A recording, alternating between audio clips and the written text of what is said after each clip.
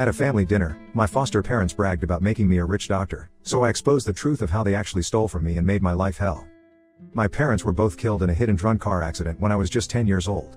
My dad was at the time 40 and my mom was 36. Neither of them had relatives who could take me in. We lived in a really small, church-going town where everyone knew one another. My dad had been the heir to a small fortune and so he never really had to work. He didn't like the big city, so he and my mom decided to move to a small town where he could have an antique store. My mom was into collecting antiques, so this was a good idea for them. I would have had to go the orphanage route when they died, but this couple from the church, who I will call Mr. and Mrs. Jones, made this big to-do in church about how a little girl needs a loving home, and God has given us this joyous task of bringing her up in our home and hearts.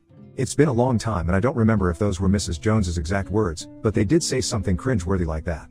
So in the end, Mr. and Mrs. Jones ended up becoming my foster parents. The Jones had their own daughter Lily, who was a year older than me. That should have meant we would be super good friends, but Lily had her own thing going and practically ignored me.